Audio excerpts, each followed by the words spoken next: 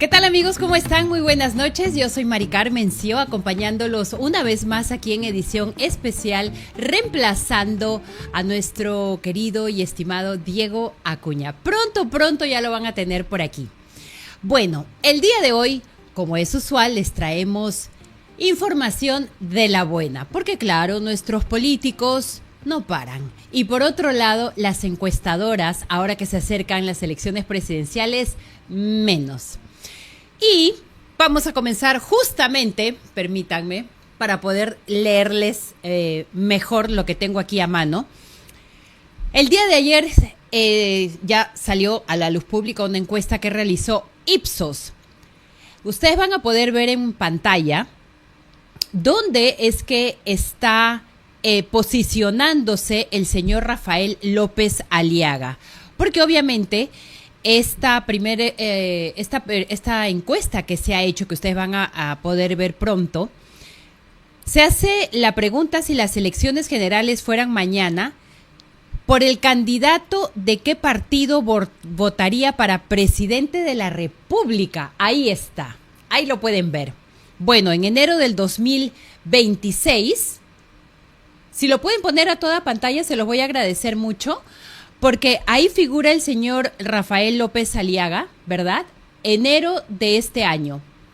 Ahí lo tienen. Va ahí con un porcentaje bastante, favorable para él, comenzando este año. Luego está posicionada la señora Keiko Fujimori. Luego viene el señor Carlos Álvarez, seguido del señor Alfonso López Chau y George Forsyth. Ustedes se preguntarán, ¿George Forsyth de dónde salió en enero? ¿Dónde estuvo metido durante todo este tiempo? Porque no hemos visto mucho de él a través de los diferentes medios de comunicación. De repente, ahora último, las últimas semanas, pero claro, cada vez que uno les pregunta y les dice pregunta acerca de sus propuestas, etcétera, te dicen, estoy viajando alrededor de todo el país. Claro, algunos lo pueden poner en video y otros no, porque de la nada apareció. Ok, ahora, si vemos claramente lo que ha venido sucediendo en la primera encuesta realizada el mes de febrero, antes de la censura del ahora expresidente Gerí, se puede ver también que el señor Rafael López Aliaga está primero en la encuesta, pero ahora con 12. Es porcentaje, ¿verdad? Con el 12%. ¿Sí? Ok. Luego viene la señora Keiko Fujimori, que subió un punto de enero a febrero, a la primera encuesta de febrero. Luego viene el señor César Acuña, con 4%. El señor César Acuña en tercero. Ok, bueno, continuemos. Luego vamos a comentar un poco al respecto. Seguido del señor Mario Vizcarra. ¿Qué hace un Vizcarra aquí en esta encuesta? No entiendo. Después de todo lo que sucedió con el hermano, porque aquí en Lima, para las personas que no viven aquí en el país, hay unos carteles, porque claro, están en plena campaña, están aprovechando las pintas en provincias, las paredes, ya lo saben, voten por el candidato tal, candidato X, en fin. Pero hay un letrero donde está el señor Mario Vizcarra y atrás, al ladito de él, como diciendo, hola, aquí estoy, por si acaso soy el hermano del que está candidateando para presidente. Porque si no, si usted viera solamente la foto del señor Mario Vizcarra y nunca antes lo ha visto, tiene que tener algún tipo de referencia. Entonces, ahí en la foto aparece el señor Martín Vizcarra. ¿Y dónde está el señor Martín Vizcarra? ¡Preso! Está preso. Entonces ahora los presos ahí, ¿no? Con su cartelazo. Todo lo que hacen para las elecciones presidenciales. En fin, sigamos. Luego del señor Carlos Álvarez, en esta primera encuesta que se hace en febrero, este mes, sale el señor Alfonso López Chau. Él ha estado haciendo una campaña bastante intensa al sur del país. ¿Ok? Luego también sigue figurando el señor George Forsyth, pero esta vez ya con 2 seguido del señor José Luna Gálvez con el 2%, Roberto Sánchez, que va por el partido de la señora Verónica Mendoza, y el general José Williams. Después de la censura del expresidente Gerí, las cosas cambiaron un poquito, pero han cambiado en algo. Yo no sé ustedes, pero yo no le creo mucho a las encuestadoras. No. Más aún cuando tenemos ya un antecedente de lo que sucedió en las elecciones pasadas con el señor Pedro Castillo, que salió elegido. En las encuestas ni figuraba el señor Pedro Castillo. Por eso que a todos les cayó de sorpresa. Ay, mira cómo están las encuestas. Uy, fíjate, mira los 3 primeros. Claro, todo el mundo se fue de vacaciones aquí en Lima. Y en el país entero, no sé qué fue lo que sucedió. Omitieron todos aquellos reportajes que salieron acerca del señor Pedro Castillo y por quienes estaba rodeando, los vínculos como Badef, etcétera. Pero bueno, nadie hizo caso. Y las encuestas, no sé de dónde apareció el señor del sombrero.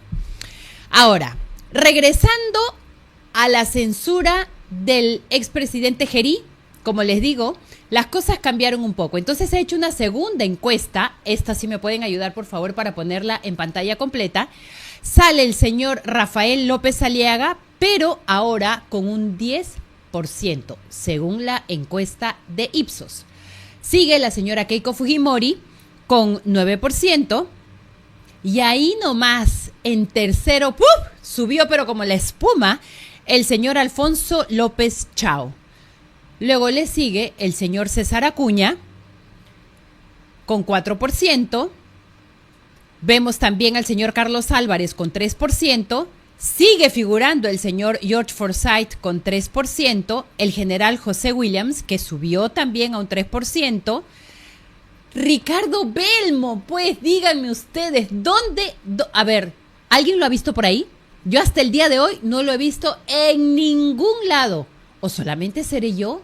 Yo creo que no. ¿Pero ustedes lo han visto dando entrevistas? ¿Ustedes han visto algún letrero por ahí? Yo, sinceramente, les digo, yo no he visto nada. Y si alguien ha visto algo, lo pueden comentar a través de nuestras redes para estar al tanto. Y ahí producción me va a dejar saber si alguien ha visto algo de él. Por eso es que yo desconfío de estas encuestadoras, ¿saben? Porque sale el señor Ricardo Belmont. Eso sin ver las otras encuestas, ¿ah? Porque en todas figura de alguna y otra manera el señor Ricardo Belmont. Imagínense ustedes. Quien está figurando ahora y ha subido es el señor Enrique Valderrama, que va por el Partido Aprista Peruano. 2%. José Luna Gálvez, 2%. Mario Vizcarra, 2%. Roberto Sánchez se mantiene, 2%. O sea, ahora que tenga a mi primera invitada, vamos a poder preguntarle a ella acerca de estas encuestas que se realizan.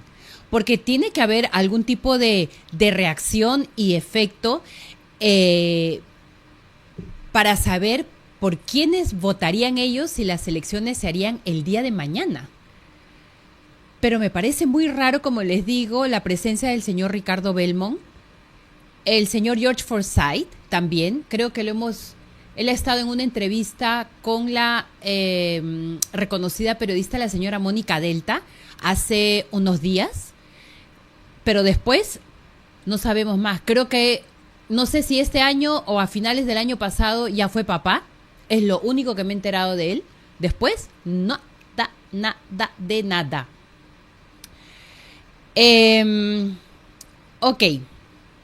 Los representantes de izquierda, ahora ya se puede ver un poco más claro, porque hasta hace un par de meses atrás no se tenía muy claro quién más o menos estaba punteando de alguna manera la representación de los que van por el lado socialista, izquierdista. Pero ahora se sabe que en ese grupo de socialistas izquierdistas está el señor López Chao, Ronald Atencio, que ha sido el abogado del ahora preso Bermejo, ¿verdad? Está Vladimir Cerrón, que tiene ahí su cuota de influencia, porque dicen de que él no está manejando al ahora presidente, el señor Balcázar. No tiene nada que ver él ahí. No lo sé, ¿saben? No lo sé. Yo soy, no sé, sospecho mucho. Soy muy desconfiada. Más aún sabiendo de que el señor Cerrón es esa cabeza detrás de Perú Libre. Entonces, para que él diga que no, no creo. Pero bueno, sigamos con la lista que está representando a la izquierda radical, a la izquierda socialista, como ustedes lo quieran llamar. López Chao, Roland Atencio, el señor Vladimir Cerrón, Roberto Sánchez, que fue exministro del expresidente Castillo, golpista Castillo. Él ahora está yendo por el partido de la señora Verónica Mendoza, Juntos por el Perú. Y Podemos Perú, que está liderado por el señor José Luna Gálvez. Ustedes dirán, pero Mari Carmen, ¿por qué estás mencionando al señor José Luna Gálvez si él no es izquierdista? No, pero si él está reciclando a varios de la izquierda, por nombrar uno. El abogado, este personaje de nombre o de apellido Noblecilla. ¿Ah? Todo un personaje, ¿ah? Intenso como él, pero él respira izquierdista, él es en su ADN. Ahí lo lleva. Entonces, para hacer un breve resumen, ellos serían quienes estarían representando la izquierda hoy por hoy. Y si estamos hablando ya de izquierda, vamos a hablar acerca del señor Alfonso López Chao. Porque el día de ayer, la revista Caretas salió, pero con una portada, muy buena portada, al estilo bien charro, bien mexicano, ¿no? Ahí me va a ayudar producción para poder ponerlo en pantalla para que ustedes puedan ver eso. Bueno, Alfonso López Chao, del partido Ahora Nación, habría solicitado la residencia permanente en México. Espérate un momento. Él está candidateando para ser presidente del Perú. Esperemos que no salga, claro. Pero al mismo tiempo, él está solicitando una residencia en México. ¿Qué querrá hacer? ¿Volver a retomar las relaciones con México? ¿Con la señora Sheinbaum, presidenta actual mexicana? Ahí tienen la portada. Miren ustedes esa portada. Ajá. Bueno. Dice, él habría solicitado la residencia permanente en México tras un viaje llevado a cabo en enero de este año. Según la revista, el trámite sería un paso previo para eventualmente obtener la nacionalidad mexicana. De acuerdo con la investigación que llevó a cabo Caretas, el ex rector de la UNI, de la Universidad Nacional de Ingeniería, habría viajado este año y durante esta estadía se habría inscrito virtualmente en el Registro Nacional de Población e Identidad RENAPO, entidad adscrita a la Secretaría de Gobernación de México. Claro, uno dice, ¿pero qué hace con la bandera mexicana este señor? Le hicieron la pregunta, ahí tenemos un video donde le preguntan al respecto. Vamos a verlo, para ver qué es lo que dice el señor López Chao. ¿Se dan cuenta? Señor candidato, terrible, ¿no? Eso vamos a sacar. Una pregunta. ¿Usted ha solicitado la residencia permanente en México? Yo ni siquiera tengo visa de México. No, usted no ha solicitado. Mire, yo fui becado a México a estudiar. Como me explicaba un amigo que es experto, si yo estudié en México, ahí quedan mis antecedentes, ¿no? Yo tengo visa a Estados Unidos. Se me pierde mi visa, ahí estarán siempre mis antecedentes. Voy a la embajada, sí, he ingresado a México tal fecha, tal. O a Estados Unidos he ingresado tal fecha. Pero hay un reporte en la revista Caretas que sale. Bueno, ¿qué me dicen ustedes? Él dice que no. Ahí ustedes lo han escuchado. Esto no es de que ya los que quieren votar por el señor López Chao dicen, no, esa es la inteligencia artificial que está llevando a cabo todo eso. No. No te dejes engañar. Como decimos aquí en Perú, ¿no? Amigo, date cuenta. date cuenta. Esa carita tan noble, ¿no? Con esa imagen de abuelito tierno. Hay que tener bastante preocupación de que este señor por lo menos esté en los 4 primeros puestos, vamos a decirle, en estas encuestas.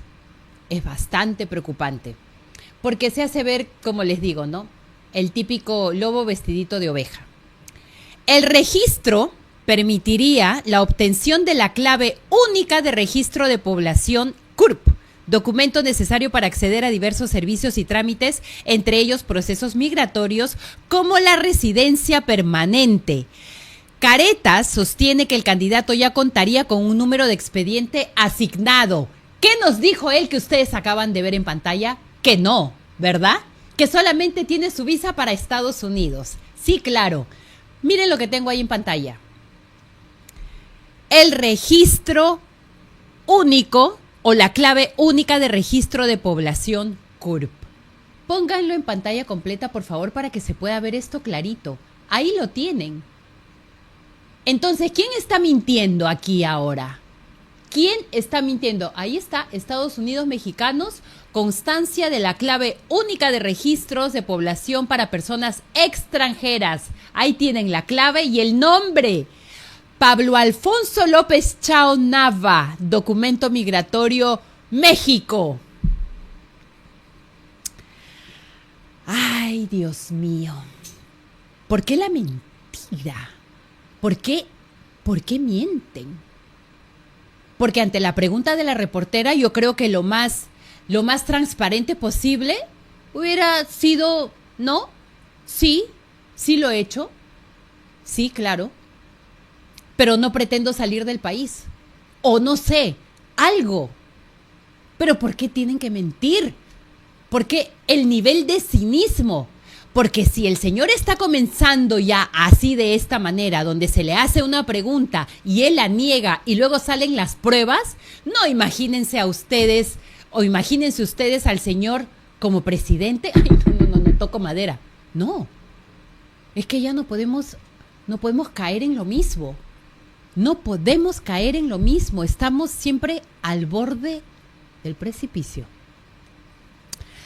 Bueno, el reportaje también señala que el plazo de respuesta al trámite sería de 30 días hábiles. El seminario también contextualiza la cercanía política del candidato con el gobierno mexicano encabezado por la señora Claudia Sheinbaum, cuyo modelo de gestión fue elogiado por sectores de izquierda en la región. A ver, ¿qué dice el comunicado? Porque también Ahora Nación, este partido liderado por el señor López Chao, ha emitido un comunicado. Y también dicen lo mismo que declara el señor López Chao, claro. El candidato no ha solicitado residencia permanente en México ni en ningún otro país. No existe trámite alguno en ese sentido.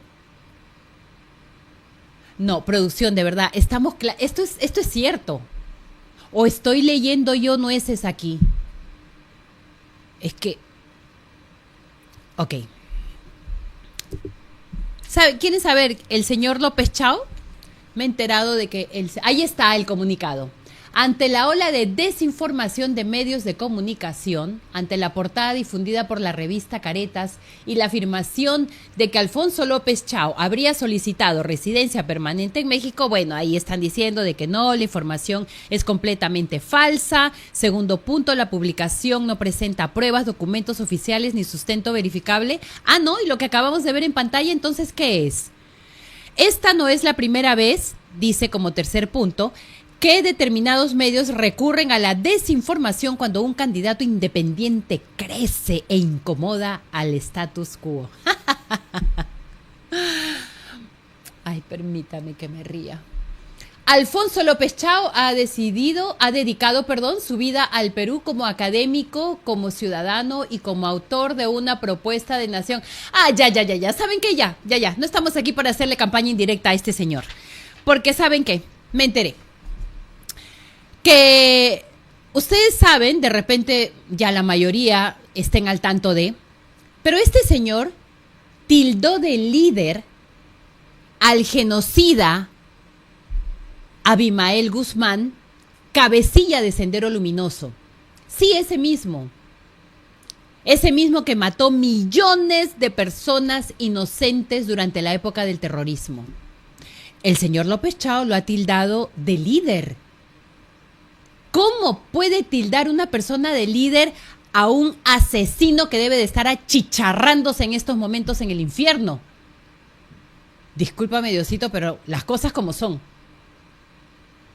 Después de tanto que hizo sufrir al país y que seguro muchos de ustedes que están también en el extranjero fue a consecuencia del terrorismo. Yo me imagino que sí, porque a mi madre le tocó. Ella trabajaba como profesora y lo he repetido en varias oportunidades en el otro programa que yo conduzco aquí en ILAT, que ella era profesora en Villa El Salvador. Y los terroristas llegaban en aquella época, en los años 80, y el señor dice, ¿un líder? No, parece que hay que refrescarle un poco la memoria. Pero no solamente eso, el año 89, él publicó una columna acerca de su amigo en época universitaria. ¡Uf! Su pata, seguro. ¿Saben quién? Otro cabecilla, pero del MRTA, Movimiento Revolucionario Tupac Amaru, si muchos no se acuerdan. El señor, no, pues, ¿qué se le puede decir, señor? El terrorista Polay Campos, amigo de época universitaria del señor López Chao. Él publicó esta columna, creo que diciendo de que el cabecilla del MRTA era un luchador político. ¿Ah, sí? Luchador político. Mire, ¿de cuándo aquí los terroristas son luchadores políticos? Porque yo tengo entendido que si eres terrorista, tú no cambias. Ellos no cambian. Ni la ideología, ni todas las intenciones que ellos hemos visto en carne propia llevaron a cabo durante la época de los 80. Y el señor dice, no, por ahí creo que le hicieron una entrevista así rapidita, así rapidito, yo se los cuento a ustedes, dijo, eso fue un error, ay, fue un pequeño error. ¿Ah, sí? Error. Si hubiera sido un error, no creo que haya dedicado tanto tiempo para escribir una columna, porque cuando uno comete un error, señores, a veces, es como, no, mejor me retracto. No. ¿Cuándo se ha retractado él de esa columna? ¿Qué? Ahora que está haciendo campaña. Porque antes no la hizo. Tontos no somos. Y también él estuvo preso por un delito común. Asalto y robo. Escuchen, asalto y robo. Él estuvo preso por ello. Es que pareciera de que ahora, o últimamente mejor dicho, hay que tener como que un cierto prontuario para poder llegar al poder aquí en el país. En serio, pareciera que si uno no tiene antecedentes penales, no cumples con los requisitos para llegar al poder. Porque es lo que últimamente estamos viendo y lo hemos visto descaradamente durante el gobierno del golpista Castillo. Uno tenía antecedentes peores que el otro. Y así nos íbamos durante 2 años, 8 meses. Así fue. Muchos denunciados. Y decíamos, ¿pero qué les pasa? ¿Cómo pueden poner una persona de esa calaña en el poder? ¿Cómo puede ser ministro de esta cartera? ¿Cómo puede ser ministro de la otra cartera? Y se les dice, se les avisa, no solamente en este medio, no solamente en edición especial, en otros distintos medios que no queremos de que nuestro país caiga en manos de la izquierda radical o de algún socialista caviar, porque ya estamos hartos, estamos cansados de ellos, es que nosotros salimos con información. Mira los antecedentes, míralos. Que ya no nos hagan lo mismo que sucedió con el golpista Castillo. Se sabía de los vínculos que había, se sabía de que el señor no tenía capacidad alguna para gobernar un país. El mismo Diego Acuña fue el que le realizó la primera entrevista al golpista Castillo. ¿Y a qué nos llevó? Sino a un golpe de Estado. Porque a toda costa querían cambiar, hasta el día de hoy, Perú Libre quiere cambiar la Constitución. Y lo tienen claro, ¿ah? El señor Vladimir Cerrón lo tiene pero clarísimo. La izquierda cuando va por algo, va por algo. Ellos tienen ahí su norte fijo. Y miren, todo lo que se les atraviesa en el camino, ahí van. Pero una vez que llegan al poder, sucede el resultado. Venezuela, un Venezuela o una Venezuela, Cuba, Nicaragua. Ese es el resultado, porque ellos se van así, ¿no? Alardeando todo el tiempo, sacando pecho, nosotros porque el pueblo y el pueblo y el pueblo. Ah, sí. Y cuando llegan ustedes al poder, ¿qué sucede? ¿Qué sucede? ¿Por qué tanto cubano salió hace ya, Dios mío, cuántos años ya, más de 60 años de Cuba? ¿Y los venezolanos qué me dicen? ¿Por qué tenemos tantos venezolanos en Perú y en otras partes de Sudamérica y del mundo? ¿Por qué? ¿Porque la estaban pasando bonito? No. Y lo vamos a seguir repitiendo una y otra vez, así como ellos repiten, ay, que el pueblo, pobrecito el pueblo, nosotros estamos por ustedes. Y todo lo que tenemos, si ahora el señor López Chao, por dar un ejemplo, miente acerca de este registro para poder él ser residente mexicano, por favor, tenemos que avisparnos un poquito más. Bueno, ¿qué pasó después de la portada que ustedes vieron que sacó Caretas ayer? Le hackearon la cuenta a la revista Caretas tras revelar el pedido de residencia en México del señor López Chao. ¿Coincidencia? No existen las coincidencias en política. Eso ya lo tenemos bien clarito. Y les han hackeado la cuenta. Ellos mismos dicen, la revista Caretas, tras la publicación de esta investigación periodística, las cuentas digitales de la revista han sido objeto de intentos de hackeo externos, un hecho que genera preocupación en torno a la seguridad digital y la libertad de prensa. Alfonso López Chao ha negado haber realizado este trámite para residir en México. Y entonces, vuelvo y lo repito, si así comienzan a actuar ahora que están en campaña, él, ahora estando en campaña, ¿cómo sería él teniendo el poder en sus manos? Hay que pensar. Tenemos que reflexionar, mejor dicho. Tenemos que reflexionar. A ver, vamos con el siguiente tema. Vamos ahora con el voto de confianza. Ese es el tema que continúa, ¿verdad? Voto de confianza.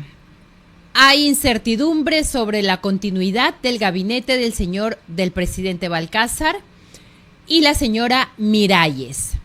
Porque ya ha salido el Partido de Renovación Popular, creo que han sido uno de los primeros en decir de que ellos no van a dar este voto de confianza. Fuerza Popular ha dicho que primero los van a escuchar, pero ya por ahí se viene escuchando, como se dice, ruidos en el pasillo, donde estarían también llegando a un acuerdo en que no se le daría un voto de confianza al gabinete de la señora Miralles. Avanza País, del general José Williams, también ha dicho de que ellos no van a dar este voto de confianza. Bueno, los que sí van a dar el voto de confianza, ¿quiénes creen que son? El señor Acuña, obvio, de 6 ministerios a 8, loco fuera para no darle el voto de confianza al gabinete de la señora Miralles, ¿no?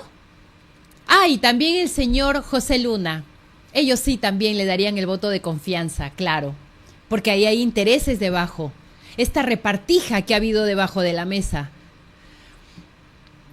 Bueno, ¿quiénes más darían el voto de confianza? Tenemos aquí al Partido de Perú Libre. Ellos también darían su voto, obvio. Claro, si la cabeza ahí es la del señor Vladimir Cerrón, ¿verdad? Bueno, después los partidos de izquierda y otros pequeños de derecha ya definieron sus votos. Las agrupaciones políticas como Juntos por el Perú, Voces del Pueblo, Bloque Magisterial han expresado que no otorgarían la confianza al gabinete Miralles. O sea que estos pequeños partidos que tenemos de izquierda, ellos no darían este voto de confianza, al considerar que la gestión de la señora Miralles sería el continuismo del gobierno anterior, o sea, del señor expresidente, señor Gerí.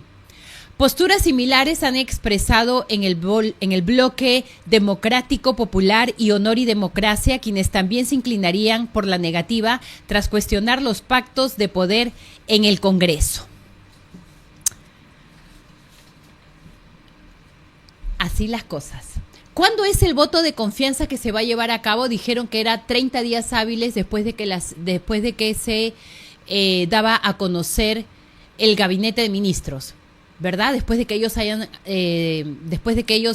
eran elegidos, 30 días hábiles y se llevaba a cabo este voto de confianza. Así es que estamos a la espera.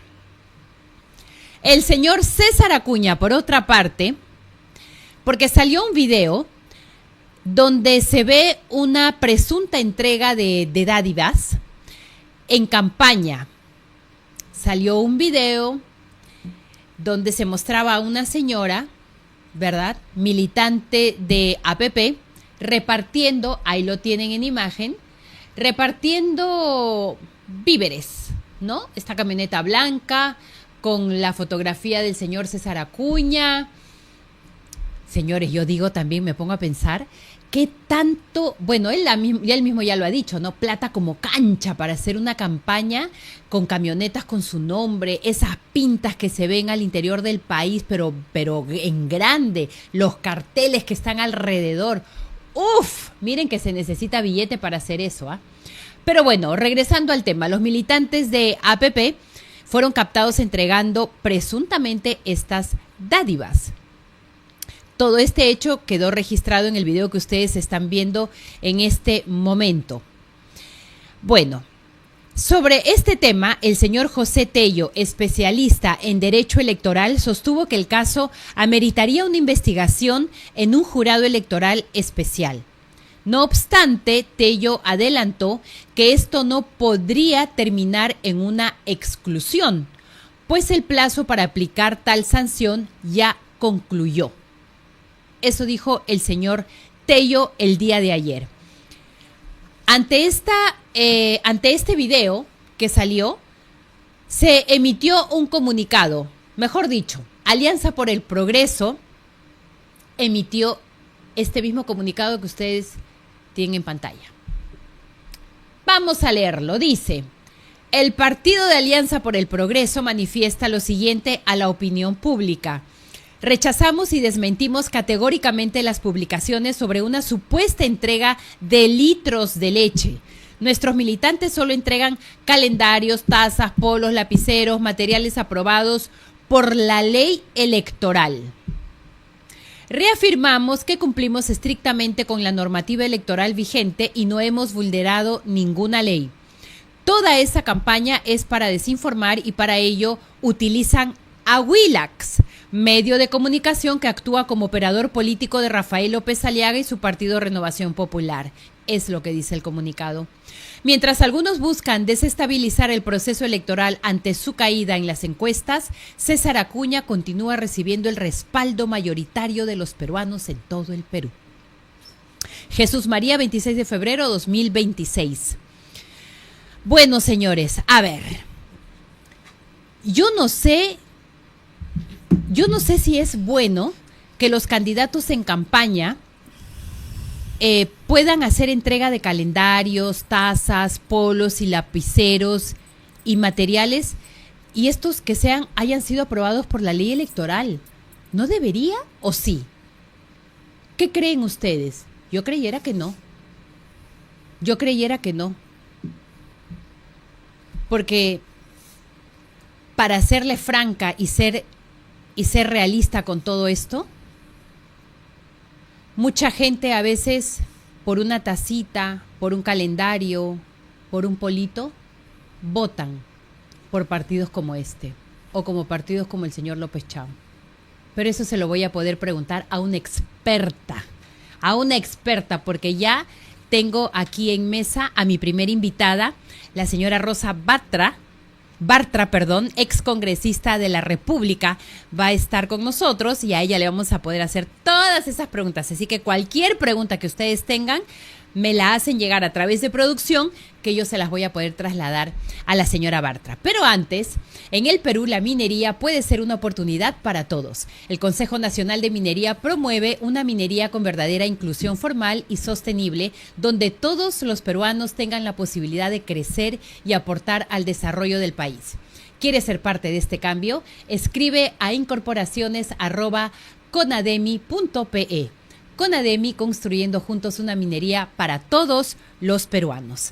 Ahora sí, vamos con nuestra primera invitada, dándole la bienvenida a la señora Rosa Bartra. Muchísimas gracias por estar aquí. Mari Carmen, muchísimas gracias a usted y qué gusto tenerla aquí en un programa además con tanta y tan ávida audiencia de informarse. Sí, ¿te puedo tutear, Rosa? Por supuesto. Ay, muchísimas gracias. Muchísimas gracias, Rosa, porque ya he tenido la gran oportunidad también de haberte entrevistado anteriormente en otro medio, pero sí tienes razón, gran responsabilidad la de estar aquí en este sitio cuidando al hijo de Diego Acuña. Pero quería saber tu opinión, Rosa, respecto a lo que yo estaba mencionando ahora, de que todos estos materiales que se entregan son aprobados por la ley en campañas presidenciales. ¿Tú qué crees? El primer proyecto de ley o uno de los primeros proyectos de ley que presenté cuando tuve el honor de ser congresista tuvo que ver con la reforma electoral. Okay. De hecho, formé parte del primer grupo de reforma electoral que se conformó y estuvo dirigido por la congresista Patricia Donaire, y trabajamos todo un código electoral que lamentablemente no vio la luz. Okay. Una de mis banderas, y por eso me pareció muy anecdótico que precisamente abramos la entrevista con ese tema, mi propuesta fue prohibir todo tipo de dádiva en una campaña electoral, todo tipo, exacto, incluso un llavero, ¿no? Claro. Que el material publicitario sea pues aquel relacionado con la propuesta. Sí. Del candidato. Y eso lo puedes enviar de muchísimas formas, en papel, en digital, en audio, pero eso de regalar un objeto, por muy utilitario que sea, siempre se va a prestar incluso para un rendimiento de gastos de campaña poco transparente. Así es. Porque hemos visto en este caso camionetas y camionetas entregando logística. Ahora ellos dicen que no entregan alimentos, pero lo que se ha visto en las imágenes no es eso. Entonces, no tuvo eco mi propuesta. En verdad perdí incluso en el grupo pequeño, porque lo que los colegas congresistas decían, ¿y cómo vamos a hacer campaña? Bueno, con nuestra voz, obviamente, con nuestra propuesta. Suficiente tendría que ser. Y además que con una franja electoral que tiene financiamiento público, se hace ya innecesario, creo yo, toda esta fanfarria. Sí. También tuve la idea de que se prohíban los conciertos en las campañas. Eso de hacer un espectáculo con los grupos de moda y etcétera, es un despropósito total, que también impide transparencia en los gastos de campaña. Y ahí sí yo te doy completamente la razón, porque además mal acostumbras al elector. Sí. El elector ya no te escucha, o sea, hay un grueso, si bien es cierto, hay muchos que sí se interesan y quieren escuchar una propuesta, pero sobre todo en este proceso electoral con 36 candidatos presidenciales y cada uno con su plancha de diputados, senadores nacionales, senadores regionales, Parlamento andino y demás. Entonces ya la gente pierde por completo el interés y el incentivo se convierte en qué voy a recibir. Exacto. Y entonces perviertes incluso el objetivo que tiene una campaña electoral, que es no solamente dar a conocer un candidato, sino fundamentalmente qué propone para mis problemas, para la solución de mis problemas, y los de mi comunidad y por supuesto los de mi país. Sí, yo también estoy de acuerdo contigo y es lamentable que no se haya podido aprobar esa ley, porque a mí me parece increíble que la ley pues pueda aprobar todos estos, y ellos mismos lo dicen también en su comunicado, ¿no? Es que bien es cierto. clarito. Es que es cierto, Digo, es increíble. hasta el 10% de una UIT está permitido, ¿no? Y el que tiene plata como cancha, pues, regala como cancha. Claro. Hay cual. regalos como cancha, pero Es verdad. no es solamente de Alianza para el Progreso, ¿no? Es Todos. Y esto es brutal, sobre todo cuando se trata de las candidaturas a diputados, a senadores. Y la competencia que hay internamente también se convierte en un gran problema, porque a pesar del financiamiento público directo, a pesar del financiamiento público indirecto, a pesar de las restricciones, hay dinero que no se transparenta y que son, insisto, incentivos muy perversos. Sí, muy perversos. Yo también estoy de acuerdo. Suficiente con que ellos vayan, hablen, hagan sus discursos, y la franja electoral, que bien lo mencionaste, porque para eso también el Jurado Nacional de Elecciones pues da millones de millones, y ya hemos visto.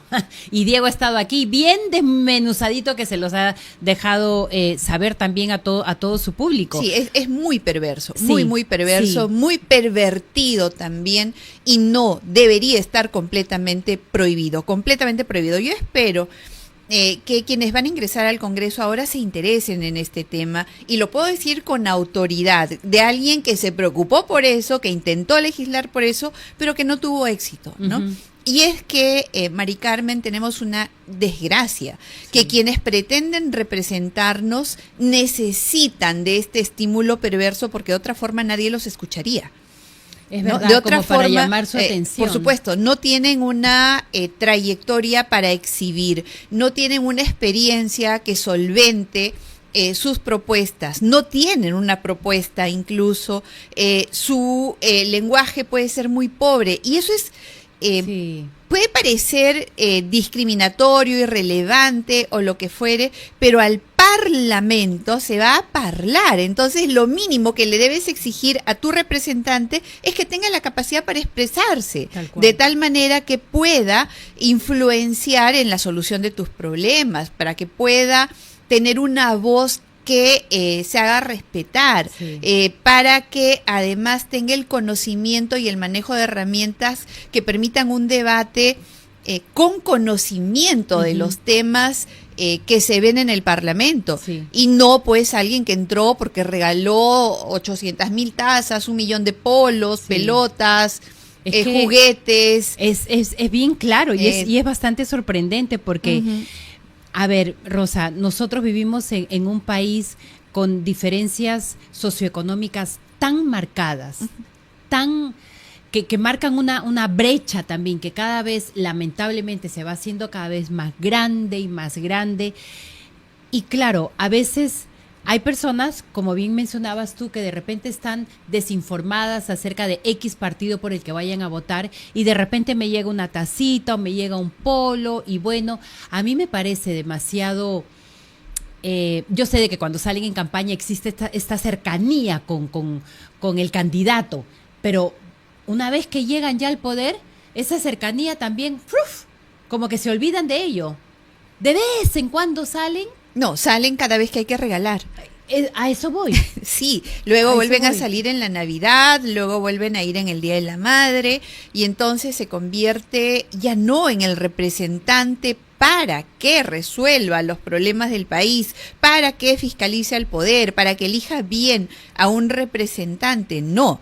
se convierte en quien debe ser el padrino, quien debe regalar la banda, quien debe dar las canastas de la madre el Día del Padre de Fiestas Patrias, quien debe financiar las fiestas y viajes de promoción y quien debe regalar en campaña. Entonces, en eso te conviertes y eso te obliga también a gestionar los recursos para financiar eso. Y el sueldo de congresista no alcanza para eso.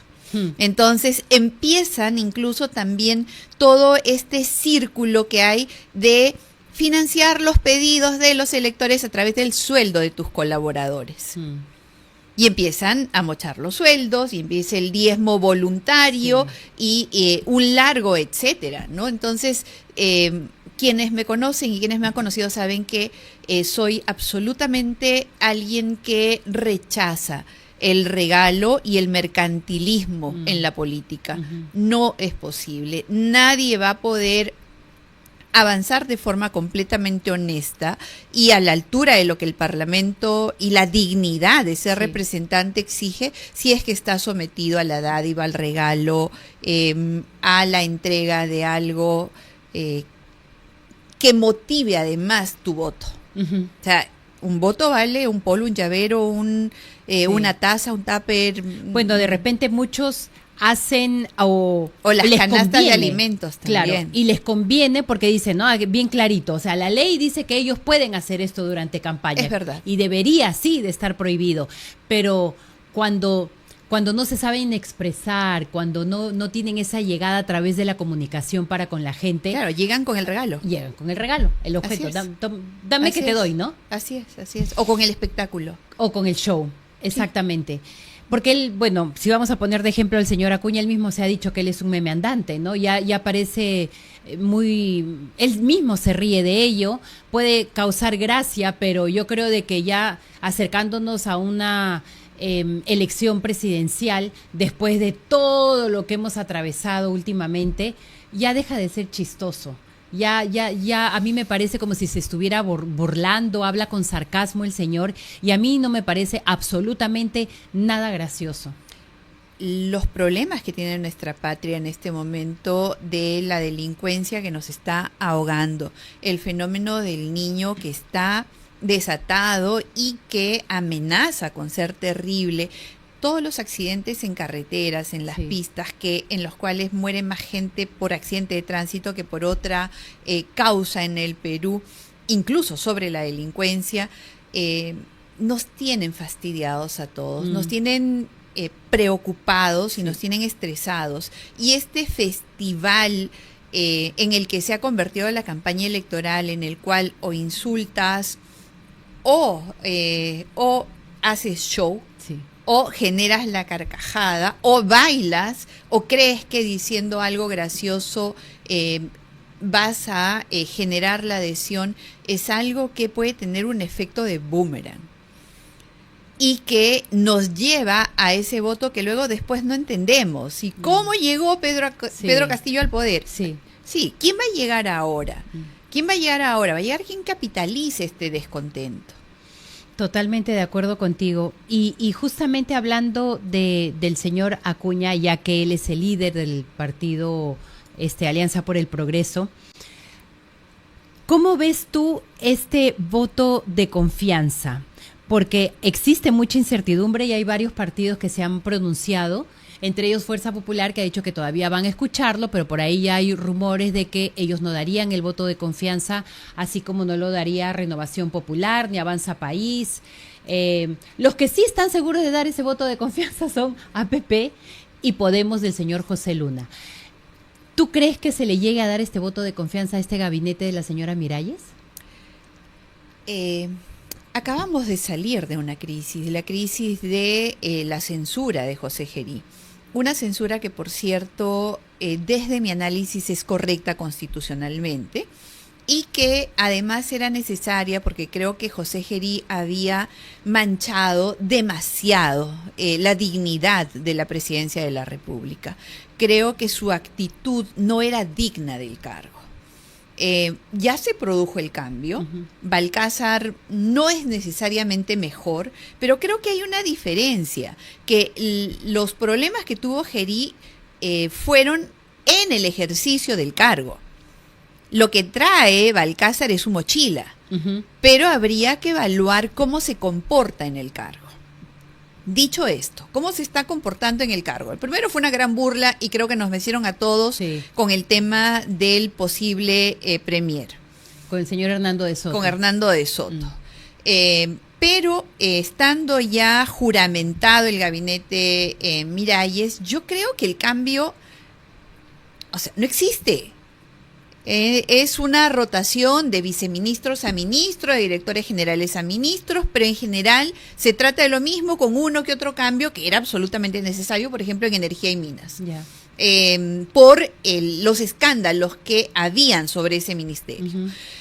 Si no hay ningún cambio y el Parlamento incluso se resistía a cambiar a Gerí por la institucionalidad, ya salió Gerí, se ha quedado prácticamente el mismo gabinete. Bueno, pues dejemos y exijamos, nosotros como ciudadanos con DNI, pero los parlamentarios, sobre todo aquellos que se dicen institucionalistas, ahora tienen que darle la confianza y el control necesarios. Ellos han demostrado tener el músculo más que potente para poder censurar en horas o en minutos, ahora si quieren, a Balcázar. Entonces, que esa fuerza, esa potencia de su músculo les sirva tanto a Balcázar como a los ministros para portarse bien. No se les exige más. Ahorita, Mari Carmen, ¿qué tienen que hacer? Y creo que ya lo están haciendo, de hecho, atender la emergencia por el fenómeno del niño. Y eso porque recién se acaba de enterar también presidente Balcázar, porque cuando le preguntaron, él se quedó así como que, ¿qué? Sí, no sabía nada. Fíjate, Mari Carmen, qué importante, y gracias por recordarme para poder comentar esa situación.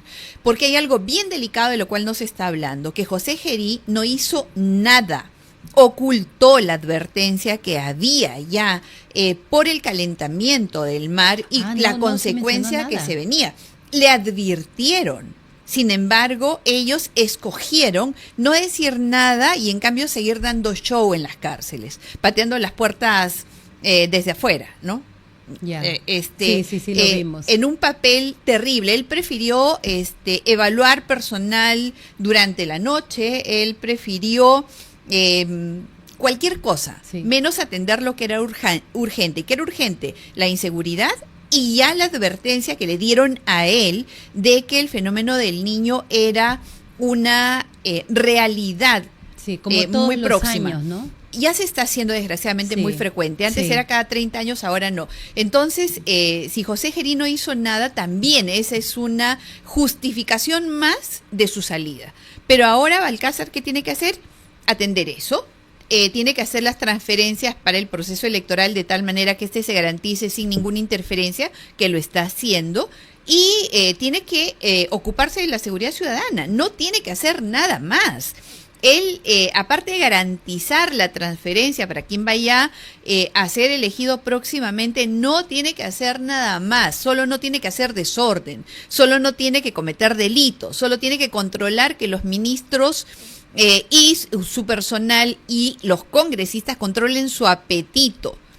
Ay, pero eso es también bien difícil, ¿no? Que controlen ese apetito es como, porque ahora, por lo que me estás diciendo, Rosa, yo creo de que entonces tú sí sugerirías de que se dé este voto de confianza al gabinete de la señora Miralles. Para empezar, votos tiene. O sea, los votos con los que ha salido elegido aseguran que tenga el voto de confianza y se gana por mayoría simple. O sea, el voto se obtiene por mayoría simple. Porque han salido también varios partidos. Claro, ahora dicen, de todos izquierda, dicen no voté. Dicen de que ellos no le darían tampoco el voto de confianza al gabinete Miralles, pero por otro lado también hay como 4 ministros, incluyendo a la presidenta del Consejo de Ministros, la señora Miralles, que están afrontando pesquisas por presuntos delitos como colusión agravada, negociación incompatible, falsificación de documentos. O sea, hay varios sí, pues, ahí. Pero nos damos cuenta ahora, ¿cuánto tiempo está Miralles como miembro del Consejo de Ministros? No, ahora como PCM. Ahora como PCM, pero antes estuvo como MEF. Sí. ¿Alguien cuestionó su pasado por haber sido y ha estado a cargo de la cartera más importante que tiene el gobierno, porque es la que maneja el presupuesto? Entonces, digamos que hay mucho también que alimenta la campaña.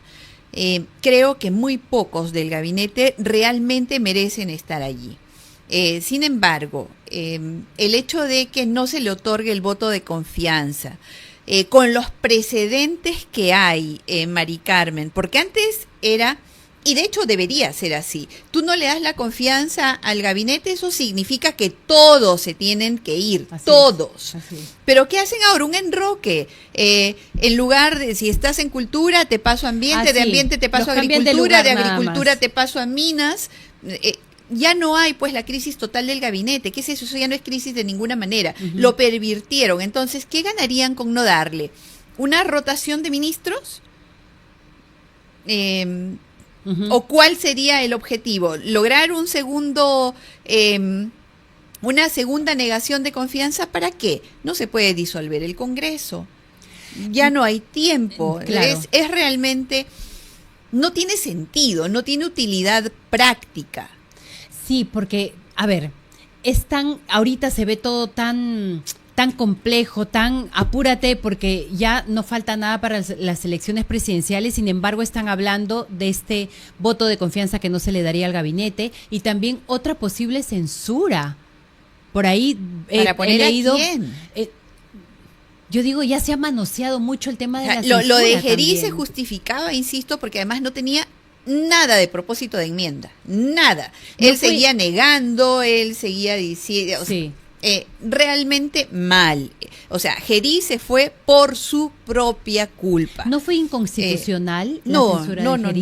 no, porque ni José Gerí ni José Balcázar son presidentes constitucionales. Ellos tienen su origen, su legitimidad de origen proviene del Congreso de la República y no se convierten en presidentes constitucionales, sino en encargados temporales del despacho de la presidencia. Y esto tiene su origen constitucional. La Constitución precisamente indica eso y el reglamento del Congreso también. Entonces, siendo reglamentario y siendo constitucional y además con un periodo de vida limitado, ¿para qué va el presidente del Congreso a ejercer las funciones de presidente de la República? Para convocar a elecciones. Ni siquiera va para completar el periodo, va para convocar a elecciones. En este caso, como las elecciones ya las había convocado Dina Boluarte, Gerí y Balcázar están para terminar el periodo, nada más. Ejercen funciones, pero no tienen la categoría de presidente constitucional de la República. Y siendo que su origen es y se mantiene como tal, hay una ley que no la han derogado, la ley que se dio en el gobierno de Paniagua. Dicen los que defienden la teoría de que debió ser una vacancia, Ajá. que esa ley se dio con fines pensionarios, que fue solamente crematicia. Ok, pero no la han derogado, nadie la ha cuestionado, está viva, y estando viva se presume constitucional. Y Sí. presumiéndose constitucional, dice esa ley que continúa en el cargo de presidente del Congreso de la República. ¿Cómo se le saca al presidente del Congreso de la República? A través de la censura. No, Entiendo. quienes defienden la otra tesis hablan de las funciones, de la división de Sí. poderes, de nuestro modelo político, etcétera, pero están haciendo una interpretación de algo que está regulado, que está escrito en la ley, que está escrito en la Constitución, que no necesita interpretación, está regulado. Ahora, Rosa, justamente hablando acerca de, bueno, de todo lo que estamos viendo, del tema del voto de confianza, lo que ha sucedido ahora que iniciamos también el programa comentando acerca de las encuestas que se han hecho, pero también hablamos del señor López Chau, que salió en esta portada de Caretas, que él está pidiendo, ya solicitó, tiene una clave única de registro, de trámite para una residencia en México, y la revista Caretas también se ha pronunciado diciendo, ¿perdón? Entonces, la revista Caretas, perdón, me hablan al mismo tiempo y estoy tratando como que de que no se me vayan las ideas. Estaba en el señor López Chau. Y la revista Caretas de alguna manera se ha pronunciado, no quisiera decir yo denunciado, pero han dicho de que les han hackeado sus cuentas digitales, las redes sociales, después de la portada que ellos emitieron el día de ayer. Entonces, ellos advierten acerca de la libertad de prensa, desde ya.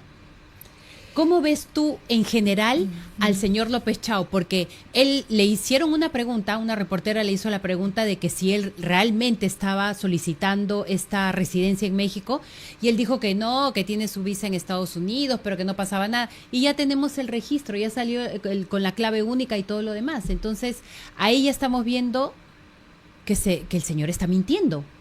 Entonces, estamos llegando ya con este tufillo de cinismo y de mentira, y ya no falta nada para elegir un presidente. Y López Chao es el candidato que tiene un crecimiento sostenido, el que más está creciendo y el único que está en crecimiento sostenido importante de acuerdo a todas las encuestas. Es realmente preocupante si es que es verdad lo que ha publicado la revista Caretas, que no tenemos por qué dudarlo. Él debería dar las explicaciones que se ajusten a la verdad. No tiene por qué mentirnos, y hemos soportado muchas mentiras del candidato López Chao. Sí, ya nos ha contado o ya ha tenido que reinterpretar sus afectos, por ejemplo, por terroristas. Sí, Polay Campos, de líder a Abimael Guzmán. Exactamente, y ha tenido que hacer un esfuerzo obligado prácticamente por los electores a explicar esa situación.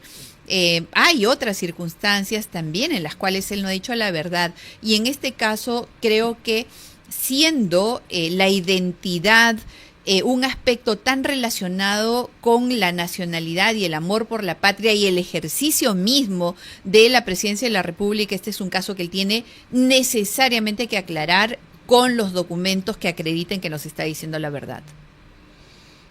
Es difícil, ¿no? Porque ya cuando uno miente una vez, ya como que como en las relaciones personales, pues, ¿no? Ya tienes toda tu base que supuestamente era sólida, se quiebra. En boca del mentiroso, ¿no? Lo cierto se hace dudoso. Así es. Lamentablemente, este es un cáncer que ataca al 98% de los candidatos, ¿no? Entonces, encontrar a alguien que diga la verdad o que sostenga un principio en el tiempo, que sea coherente entre lo que piensa, lo que dice y lo que hace, si lo encontramos, por favor, votemos por ese candidato, ¿no? Sí, definitivamente. Que creo que es alguien que por lo menos va a ser predecible. Sí, definitivamente de acuerdo contigo. ¿Tú no estás presentándote para estas próximas elecciones para candidatear al Senado, para ser diputada, no? Después de 30 años es la primera elección que la voy a ver como espectadora, y es realmente diferente, es una posición completamente diferente, porque yo vengo participando en elecciones desde que tengo uso de razón, ya sean gremiales, ya sean locales o sean nacionales, pero mi pasión es la política y he buscado espacios de representación para poder generar cambios. Sí. Yo siento que desde la vereda del frente, solamente criticando, tampoco es que se aporta, pero estoy en un momento de mi vida en el cual tengo una producción académica y además estoy escribiendo y estoy estudiando, entonces... ¿Escribiendo a qué te refieres? ¿Vas a sacar un libro? Sí. ¿De qué? ¿Acerca de qué? Sí, creo que mi paso por el Congreso estuvo frente a cambios realmente importantes que han marcado hitos en nuestro país. Tuve el honor de presidir la comisión investigadora Lavallato, que destapó la corrupción más grande que ha tenido el Perú, yo creo que en su historia republicana. Hay un informe que ha sido la columna vertebral de casi todas las investigaciones que han tenido algo de éxito, aunque no se ha reconocido. Creo que es bueno documentarlo. Y además fui presidenta de la Comisión de Constitución 2 veces en el momento de todos los cambios del sistema de justicia y del sistema político, por mencionar algunos, ¿no? Entonces creo que hay parte de nuestra historia que no se ha documentado como realmente ocurrió, y es necesario también tener las otras versiones de los hechos. Y además estoy estudiando, estoy muy dedicada a mis temas de hogar, era imposible, y además mi carrera, ahora soy abogada litigante, tengo casos de muchas personas que han puesto su libertad, su patrimonio y otros que me los han confiado, que no puedo hacer un corte ahora para participar en la campaña.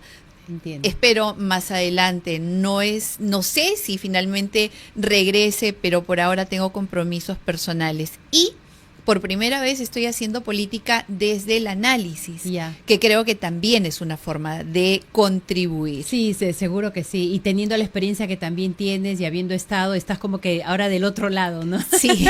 Estás del otro lado ahora, Rosa. Por primera vez en 30 años, sí. ¿no? Sí. Yo quiero agradecerte mucho el que hayas estado aquí, pero sí brevemente, el productor me va a matar, pero igual, brevemente, ¿por qué tú sigues siendo militante de Fuerza Popular? ¿O te has retirado? Yo solamente he militado en una organización política que tuve el honor de fundar, una organización política regional. No he militado en ningún partido político en mis 30 años de actividad política. Tuve el honor de ser invitada. Estuviste en calidad de invitada. Estuve en calidad de invitada y mantuve una lealtad que creo que nadie puede cuestionar durante el tiempo que duró mi invitación. Ahora opino desde la libertad que te da la independencia de afiliación política completa. Entendido. Bueno, Rosa, muchísimas gracias, que te vaya bien. Gracias. Ahora veremos en cuánto tiempo ya pues sacas a la luz pública también el libro. Cuando lo lanzas, pues aquí tienes el medio indicado para hacerlo. Muchas gracias, Mari Carmen. Gracias. A ti. Muchísimas gracias, Rosa Bartra, ex congresista de la República, que estuvo compartiendo con nosotros y estuvimos ya analizando estos temitas que obviamente son buenos escuchar de una persona que tiene esta experiencia dentro de nuestra política. Ahora vamos con: ¿cuándo quieres cambiar dólares desde cualquier lugar? Solo necesitas tu celular o computadora. Dollar House es una casa de cambio 100% online, segura y registrada en la Superintendencia de Banca y Seguros. Cuenta con el mejor tipo de cambio del mercado para empresas y personas naturales. Operaciones rápidas y la seriedad que buscamos. La cambian ya más de 18,000 empresas que confían en ellos. Cambia tú también y empieza a ganar con su tipo de cambio. Ingresa tu código Diego para ingresar a sorteos mensuales. Pagamos más y cobramos menos. Muchas gracias, Dollar House. Y bueno, ahora vamos a ir con nuestro siguiente invitado. Va a estar con nosotros el señor César Bazán Naveda, ex decano del Colegio de Abogados de Lima y candidato al Senado Nacional con el APRA. Él ya se encuentra con nosotros y vamos a poder hablar también acerca de estas elecciones que ya son mañana en el Colegio de Abogados de Lima. Ya tuvimos al doctor Abanto con nosotros hace unos días y él también habló al respecto, y también la misma pregunta se la vamos a hacer al señor Bazán. Bueno, le damos la bienvenida entonces al señor César Bazán Naveda. Muchas gracias, don César, por estar aquí. Un saludo, Mari Carmen, y muchas gracias por la invitación. También un saludo a toda su audiencia. Don César, cuénteme cómo ve todo bueno, vamos a empezar por el tema macro, ¿no? Ya. Todo este tema político por el que estamos atravesando. Ahorita lo que sigue es este voto de confianza que se le daría al gabinete de la señora Miralles. ¿Qué opina usted? Bueno, normalmente se da el voto de confianza al gabinete para darles a ellos la oportunidad de que puedan realizar su trabajo. En nuestro caso, el presidente ha sido removido hace poco, hay un nuevo presidente y en realidad solamente viene para cerrar la puerta y apagar la luz. Sí, pues. Y entonces eso es lo que debería hacer, y lo normal sería darle el voto de confianza porque son solamente para 5 meses. No van a poder hacer cambios extraordinarios ni nada por el estilo, siempre y cuando entiendan que así debe ser, porque algunos piensan que en 5 meses pueden hacer muchos cambios y cometen muchos errores también. También. Sí, ahorita estamos en tal inestabilidad política que genera tanta incertidumbre que, como bien dice usted, en 5 meses, claro, de este lado vemos que no se podría hacer mucho, pero no sabemos del otro lado qué sabe Dios qué estarán haciendo. Pueden pensar que tienen 5 años por delante y que quieren hacer cambios. No, deben ser conscientes de su realidad. Solamente están para cerrar la puerta, apagar la luz y entregar el cargo y ponerle la banda presidencial a aquel que sea el elegido. Entonces hay que mantener el statu quo, 1, y 2, cuidar sí las cosas en las cuales necesitamos seguridad en las calles, seguridad en todos los sentidos y enfrentar estos problemas climáticos que tenemos en este momento. Más allá de eso, tampoco van a poder hacer. Entonces, si ellos son conscientes de sus limitaciones, harán las cosas de manera regular. Ni siquiera tienen que hacerla bien, solamente tienen que mantenerse en el puesto.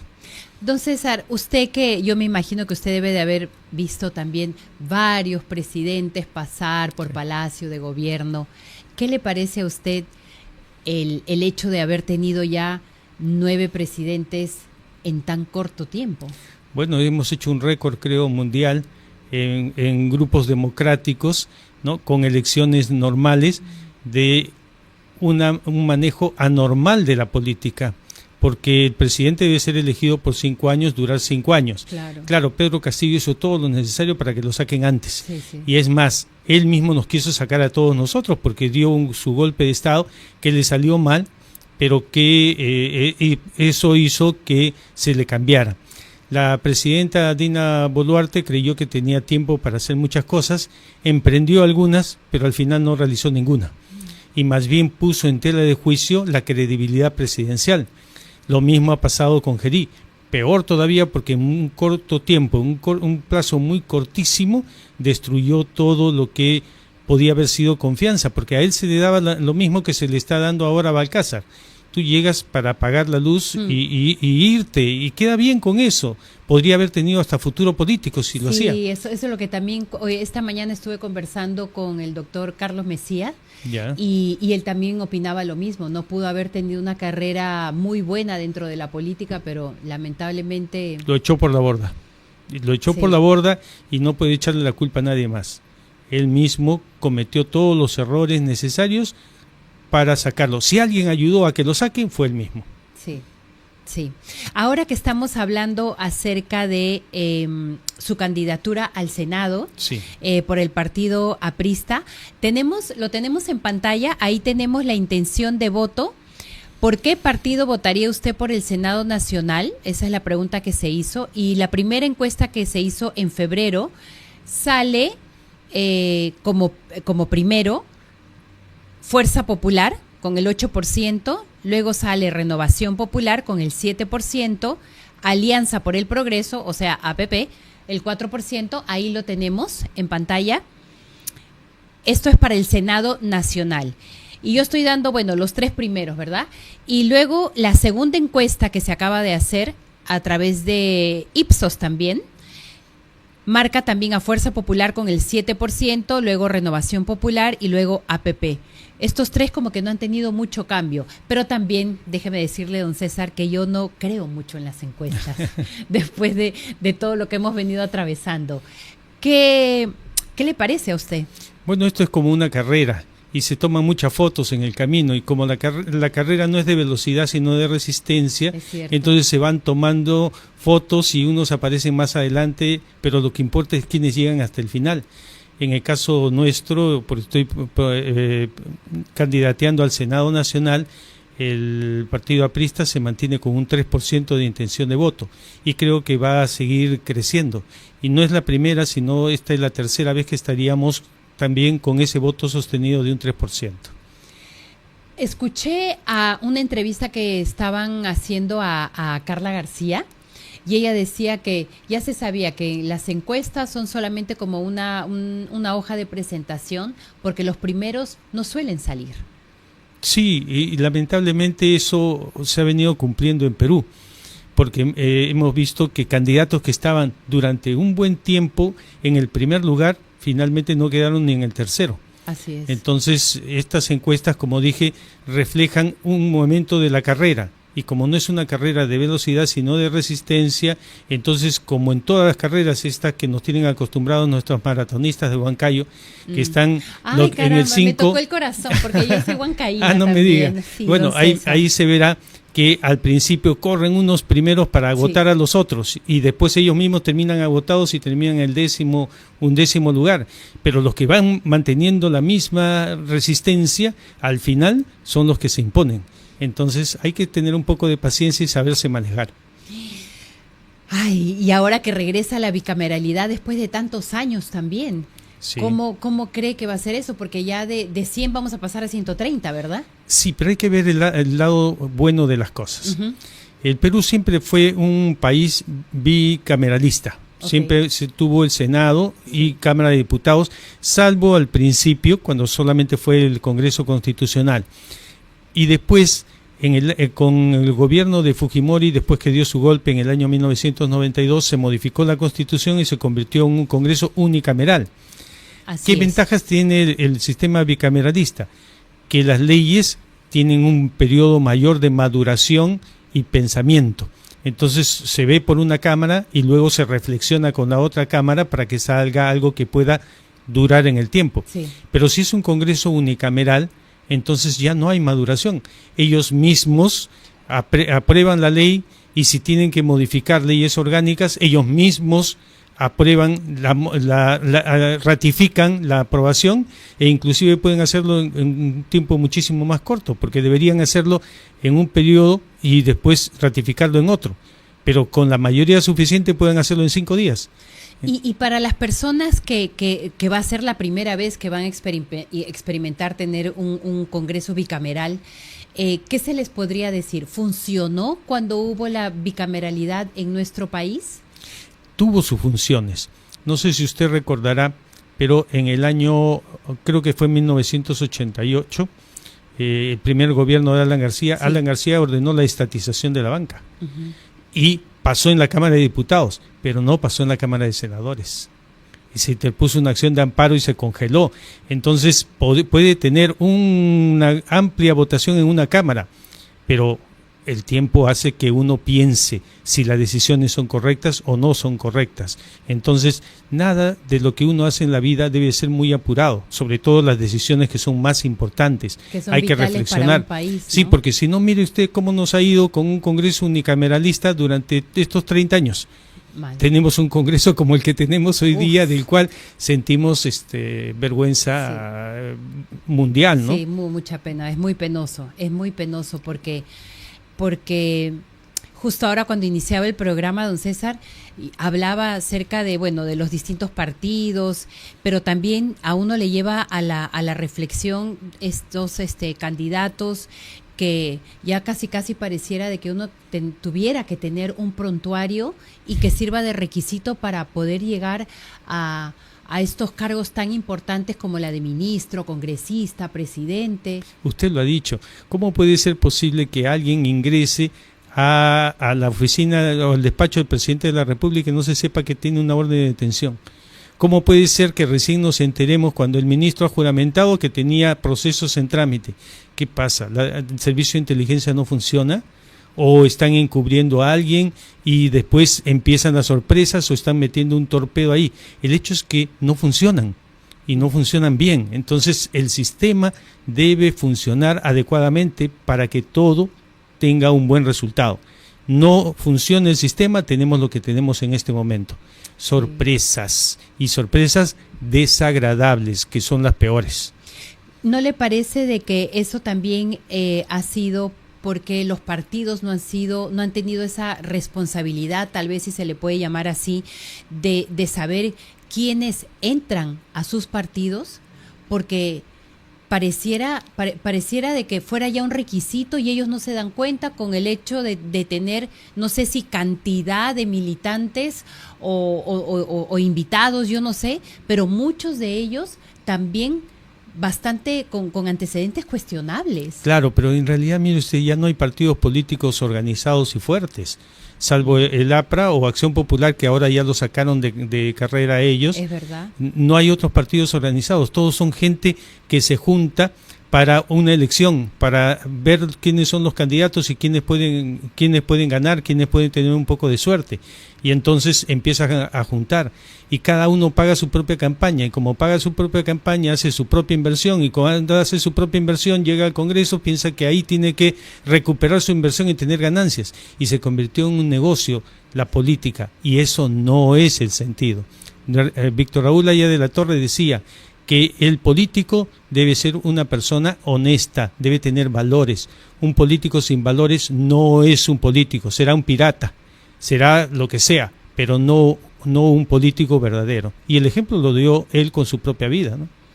Sí, pero ahora en estos tiempos que estamos viviendo, la política y la transparencia o los valores también es una crisis por la que estamos atravesando enormemente. Indudablemente, por eso es el pedido siempre, la reflexión que hago en cada oportunidad que tengo, para decirle a los ciudadanos, el cambio no nos lo da un presidente, el cambio lo generamos nosotros. Y se imaginan ustedes lo que nos ha pasado, qué hubiera sucedido si en los últimos 100 años hubiéramos elegido como presidentes y regidores, alcaldes y congresistas a personas honestas. Sería una cosa totalmente distinta. Pero eso depende de nosotros, no depende de aquellos que postulan. Claro, ellos son los que nos cantan cantos de sirena y nos cuentan y nos dicen y nos regalan víveres y comemos, y por eso creemos que en esa oportunidad estamos bien y siempre estaremos bien. Pero mentira, solamente hay una forma de cambiar el Perú, y eso es cambiando nuestra mentalidad, votando solamente por personas que a nosotros nos parezcan ser buenas personas, ser gente honesta. Recuerdo siempre lo que decía el doctor Domingo García Rada en sus clases de Derecho Procesal Penal. Él decía, para ser juez se necesita 2 requisitos. Ser una persona honesta, y segundo, si sabe derecho, mejor. ¿Qué nos dice? Que la honestidad nace de la casa. Ay, el conocimiento, César, claro, el conocimiento se aprende. Pero la honestidad ya no se aprende. Y hablando de honestidad, rapidito nomás, don César. Mañana se llevan a cabo las elecciones en el Colegio de Abogados, ¿verdad? Sí. Y el doctor Abanto justamente ha advertido por el peligro ante estas elecciones que se van a realizar.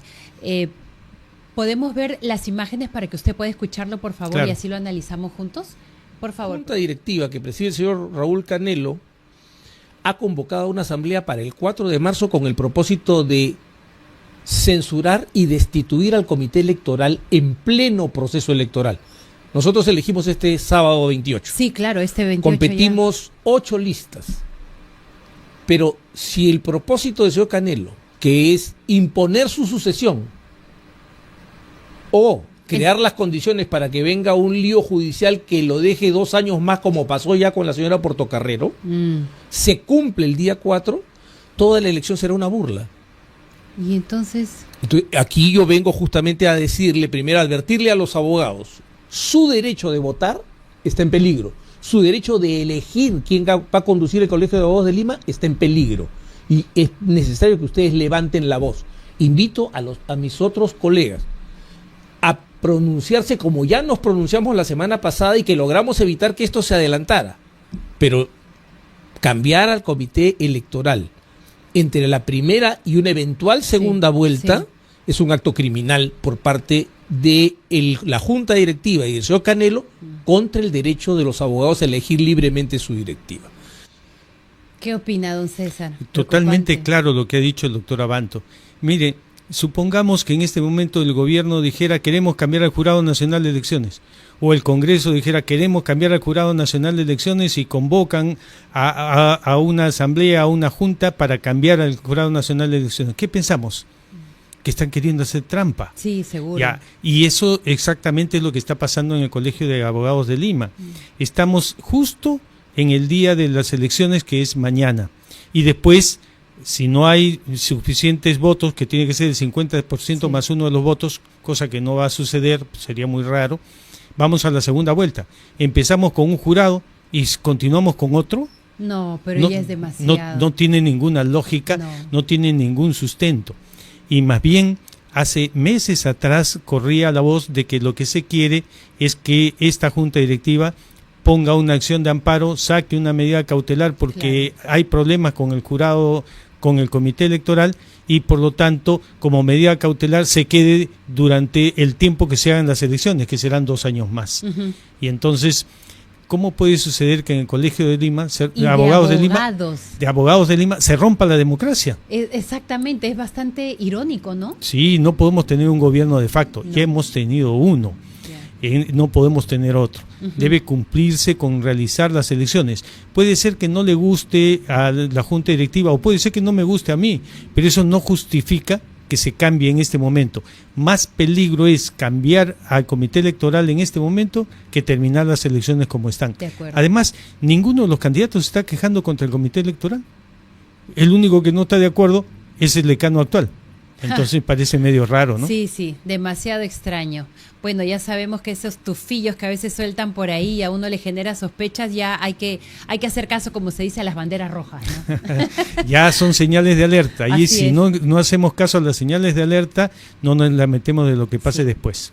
Don César, por favor, su número al Senado Nacional con el APRA, por favor. Soy el número 12 en el Senado, candidato al Senado Nacional con el Partido Aprista Peruano. Marque la estrella y ponga el número 12. Muchísimas gracias, don César, por haberme acompañado también esta noche muchas gracias aquí. a usted. Que tenga un buen fin de semana y que todo sea para bien mañana en las elecciones del Colegio de Abogados. De igual manera. Muy amable de su parte. Nosotros continuamos con más aquí en el programa y abastece tu negocio con agua Iglú. Tú y tu equipo merecen hidratarse bien mientras trabajan y para ello Iglú te invita a escoger de agua en botella, caja o bidón. Haz tu pedido rápido al 998-197-138. Y además su nueva presentación de hielo la encuentras en Tambo y Oxxo. Síguelos en sus redes sociales como Hielos y Agua Iglú. Nosotros vamos a continuar con más aquí en el programa. Vamos a tener a nuestra siguiente invitada. Ella es Noelia Llerena, directora institucional de CONADEMI, del Consejo Nacional de Minería. Así es que hay varias preguntas que le vamos a hacer a Noelia el día de hoy, porque casi pues ya se ha satanizado, ¿no? Cuando uno escucha la palabra minería o se habla de minería, la gente, Dios mío, como que es como que, ¿qué estás hablando? Es como si el cuco se hubiera presentado. Así que Noelia Llerena, muchísimas gracias por estar aquí conmigo. Mari Carmen, muchas gracias por el tiempo, por la oportunidad. No, a ti, por el tiempo es tan valioso. Sí, ahora más que nunca todo pasa tan rápido que decimos, bueno, y hay que saber aprovecharlo. Así es, esta semana para CONADEMI ha sido una semana de mucha actividad. Como han visto, tenemos comunicados publicados, voceros que difunden el mensaje unificado de nuestra agrupación, de este consejo que nació como una necesidad de este sector de la minería. Necesitaban representación, el pequeño minero necesitaba representación y aquí estamos. Ahora, Noelia, yo comencé ahora mi presentación antes de obviamente tú entraras. Y yo digo, sí, pues en muchas partes, ya cuando las personas oyen minería o que hay proyectos mineros, es como que ¿qué me estás hablando? No, minería ilegal, es en automático y ya se les viene a la cabeza imágenes de casi toda, por ejemplo, toda un área en cenizas, destruido, totalmente oscuro todo. Porque eso es, yo creería que es por falta de información, es así. Es por falta de información, pero también por información tergiversada, porque por estos días el culpable de todos los males es la minería. Y toda la minería, como una generalización muy arbitraria, es ilegal, es perniciosa. Toda la minería que se pueda desarrollar en el país genera efectos negativos. Nadie habla de los efectos positivos. Claro. Como en algún momento ocurría con el sector construcción, ¿no? A partir de empresas nefastas que tienen ya su propio proceso, ocurrió la estigmatización del rubro. Pero no puede pasar esto con la minería, ¿no? La minería que le da tanto a este país. Total, no, y aparte sabemos de que Perú es un país minero. Así es. Y ante las próximas elecciones, yo sé de que los candidatos ahora están priorizando ciertas propuestas cuando son entrevistados, pero no muchos, sino poquitos han hablado acerca de la minería. Sí, es un discurso que está avanzando, pero siento que hay temor de hablar sobre la minería. Siento que hay un sector ya posicionado en el medio que no, me parece que no quiere que el pequeño productor avance, que es posible que el pequeño productor minero pase a ser mediano, y por qué no desarrollar gran minería. Claro. Porque el Estado peruano, en vez de fomentar, de incentivar este crecimiento que es el desarrollo no de un empresario, sino de miles de trabajadores, miles de familias que se beneficiarían de esto, no genera los regímenes de promoción, Los cuántos espacios, incentivos que pueden ocurrir para que este pequeño empresario pase a ser mediano y a hacer gran minería, que no tampoco es que sean muchas empresas en este país. Sí. No sé por qué está pasando esto, pero es algo que está ocurriendo. Justamente hace unas semanas más o menos estuvimos hablando acerca de minería en un programa que yo conduzco, porque está prestadito por Diego, y aparte porque él está de vacaciones ahora. Sí. Pero hubo un comentario de uno de los de los que entraban a interactuar, y dijo: ¿en qué me beneficia a mí la minería? Yo creo que era, no sé, pues habrá sido un jovencito de sus 20 y pico años por ahí, y hizo esa pregunta. ¿Tú qué responderías a ello? De hecho, en CONADEMI tenemos el espacio de CONADEMI Joven, y son chicos universitarios, incluso chicos aún en etapa escolar, que están interesados en conocer más sobre el rubro, que nos piden que una de las materias de la formación escolar también incluya nociones sobre minería, porque es una actividad inédita, es una actividad propia de nuestro país, así como lo es la agricultura, por ejemplo. Se necesita difundir esta actividad, conocer más a fondo de cuáles son justo los beneficios que genera el país.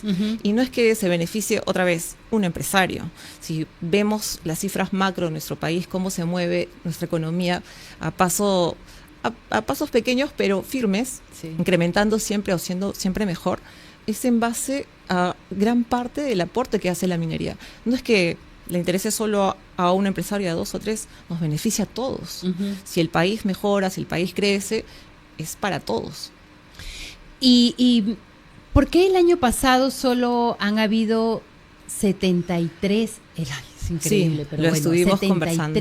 Mineros formalizados de más de 30,000, solo 73?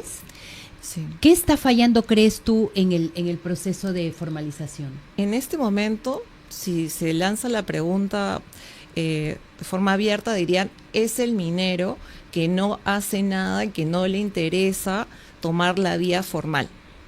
No le interesa, porque no le genera nada positivo, más ingresos, no. Pero ese es solamente un lado de la vereda. ¿Por qué no ver al otro lado? Por ejemplo, lo que ocurrió con la ley que amplió el Reinfo. Estableció condiciones. La ley que amplió el Reinfo dijo: muy bien, te voy a dar un año más para que sigas tu procedimiento, para que avances todas las etapas que tienes que recorrer. Pero a la vez voy a comprometerme a tomar ciertas medidas. La ley que salió, no recuerdo en qué día, de diciembre del año pasado, establecía obligaciones que asumía el Estado peruano con fechas.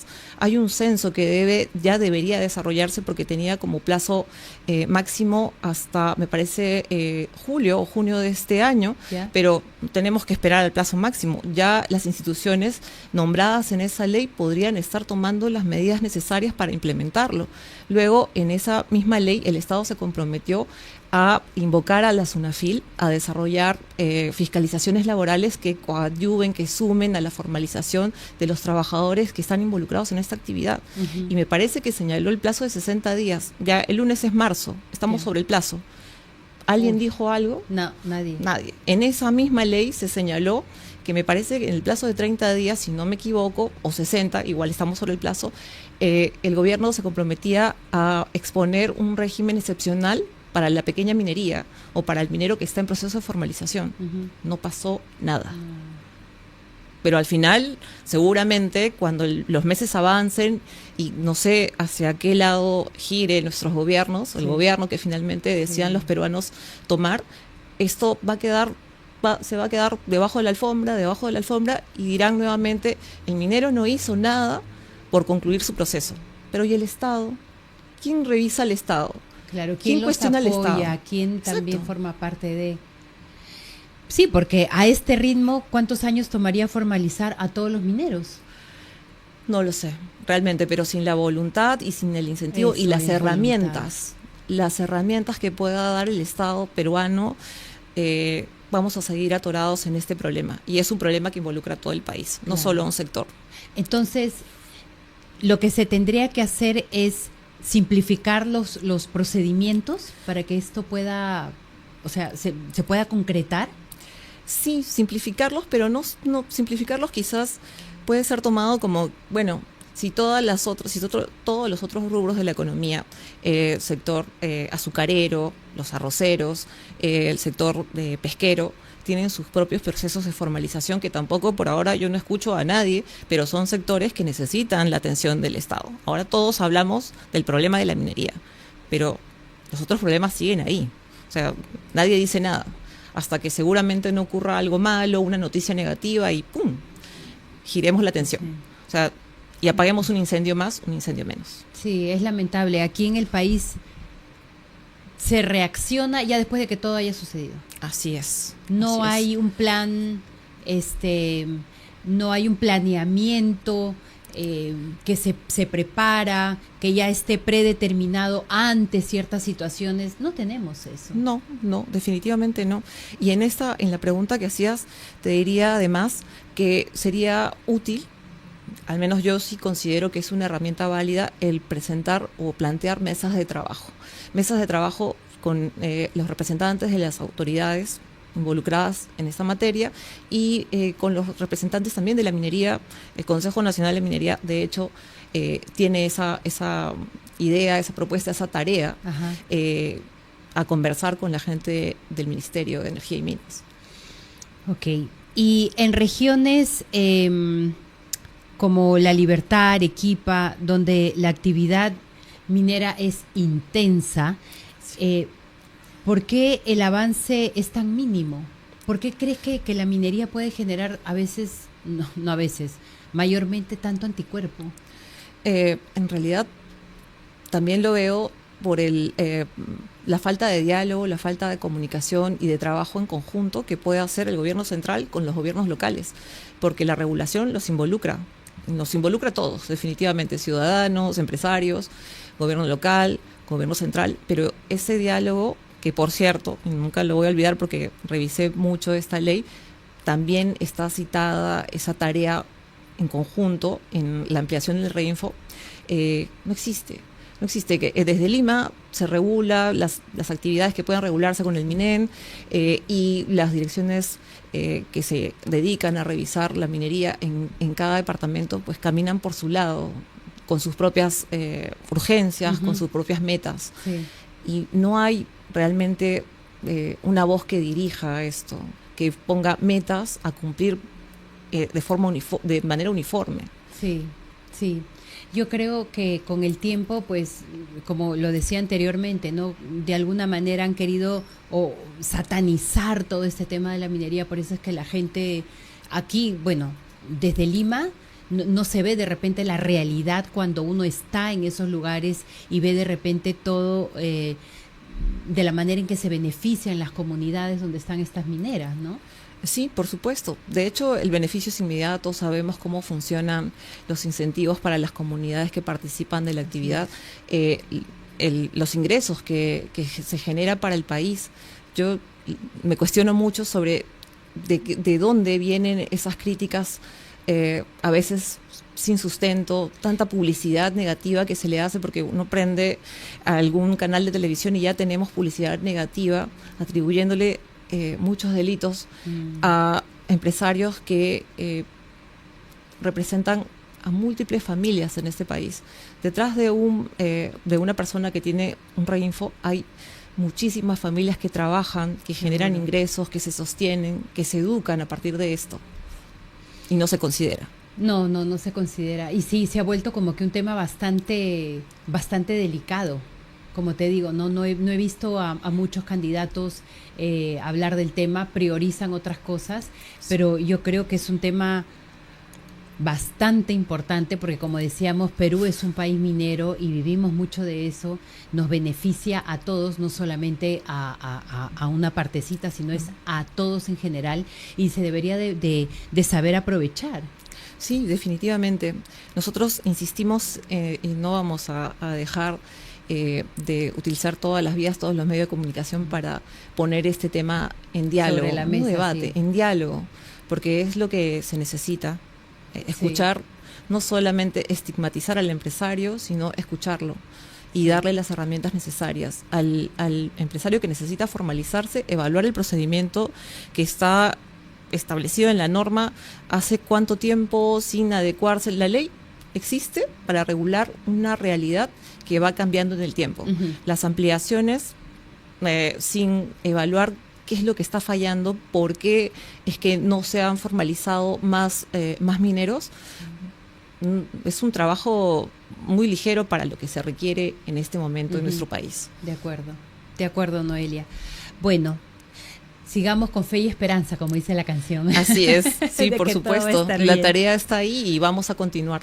Sí, de todas maneras. Muchísimas gracias, Noelia, Gracias, por Mari haber Carmen. estado conmigo esta noche. Muchísimas gracias. Muy amable de tu parte. Noelia Llerena, directora institucional de CONADEMI, Consejo Nacional de Minería. Y acá solemos decir las cosas como son y sin vueltas. Y cuando se trata de jugar, también debería ser así. Por eso les recomiendo Olimpo.bet, donde juegas con reglas claras como debe ser. Además, si te registras ahora, recibirás 40 soles en rollover para que empieces a ganar y cobrar como un rayo. Ya lo sabes, Olimpo.bet, reglas claras y juego responsable. Bueno, como todos los viernes, damos inicio a nuestra sección Las Cosas Claras con Olimpo.bet. Un espacio para resumir los hechos más importantes de la semana y dejar las cosas claras. Así que empezamos. Gracias Olimpo.bet, la casa de apuesta en la que juegas con reglas claras y te diviertes como los dioses.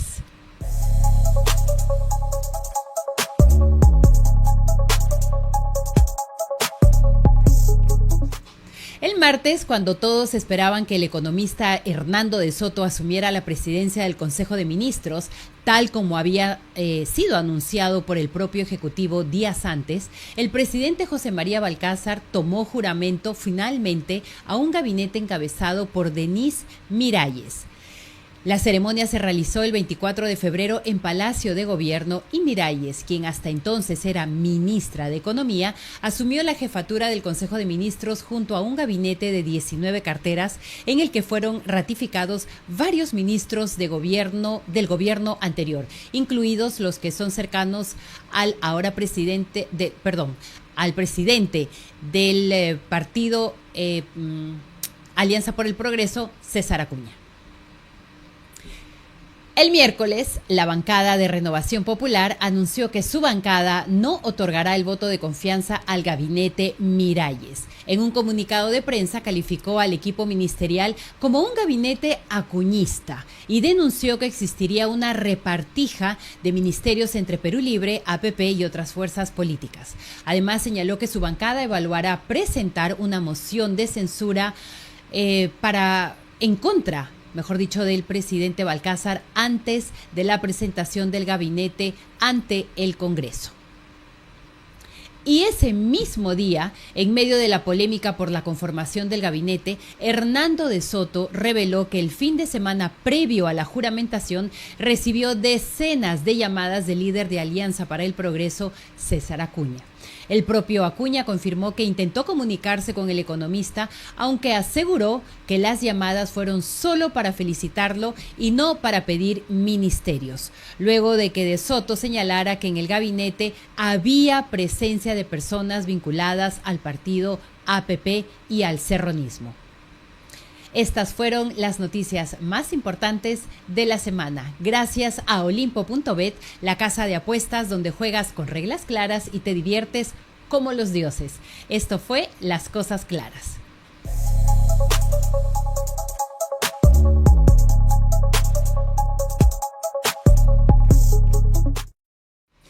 Bueno amigos, muchísimas gracias por su tiempo, por haber estado conectados el día de hoy.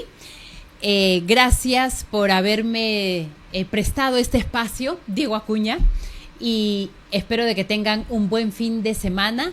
Por favor, vayan con cuidado y si manejen, no tomen. Puede ser de que el día lunes venga a dar una vueltita por aquí a saludarlos nuevamente, pero eso ya se verá. Mientras tanto, que tengan una buena noche y que estén bien.